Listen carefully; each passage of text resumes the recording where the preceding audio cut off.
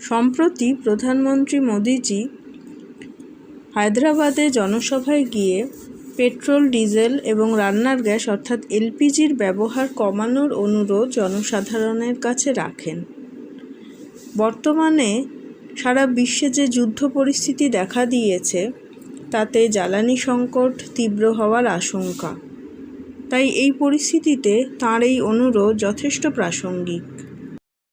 এর মূলে আছে স্থিতিশীল উন্নয়ন বা সাস্টেনেবল ডেভেলপমেন্ট। আমরা জানব মানব সভ্যতাকে এগিয়ে নিয়ে যেতে যে শক্তি উৎসগুলো লাগে সেগুলো কোথা থেকে আমরা পাই। প্রধানত শক্তির উৎস দু প্রকারের হয়।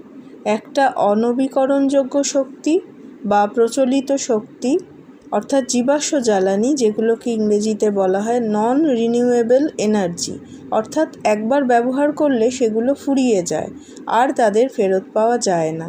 কোটি কোটি বছর আগে ভূমিকম্পের ফলে পৃথিবীর নিচে মানবদেহ এবং জীবদেহ তাপ ও চাপে পরিবর্তিত হয়ে এই জীবাশ্ম জ্বালানিগুলি সৃষ্টি করেছিল। সেগুলো হলো কয়লা, পেট্রোলিয়াম, প্রাকৃতিক গ্যাস এবং পারমাণবিক শক্তি। অর্থাৎ বোঝাই যাচ্ছে এই শক্তি। অপর শক্তি উৎস হলো নবীকরণযোগ্য শক্তি বা প্রচলিত শক্তি বা ইংরেজিতে যাকে বলা হয় রিনিউয়েবল এনার্জি, অর্থাৎ এই শক্তিগুলো একবার ব্যবহার করলে আবার তৈরি করা যায়, যেমন সৌরশক্তি, বায়ুশক্তি, জোয়ার ভাটা শক্তি। স্থিতিশীল উন্নয়নের ধারণা আমাদের বলে যে ধীরে ধীরে নন রিনিউয়েবল এনার্জির ব্যবহার অর্থাৎ কয়লা, পেট্রোলিয়াম অর্থাৎ পেট্রোল, ডিজেলের ব্যবহার কমিয়ে আনতে হবে এবং সৌরশক্তি, বায়ুশক্তি, জোয়ার ভাটা শক্তি, যে সকল শক্তি রিনিউয়েবল এনার্জি তাদের ব্যবহার বাড়াতে হবে।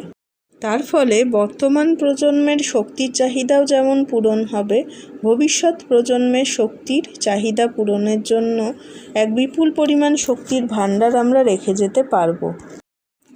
জনসংখ্যা বৃদ্ধি ও সভ্যতার অগ্রগতির ফলে কয়লা, প্রাকৃতিক গ্যাস, পেট্রোলিয়াম এই সকল শক্তির ব্যবহার ক্রমশ বেড়েছে। ফলে এই জীবাশ্ম জ্বালানিগুলির পরিমাণও ক্রমাগত নিঃশেষিত হয়েছে।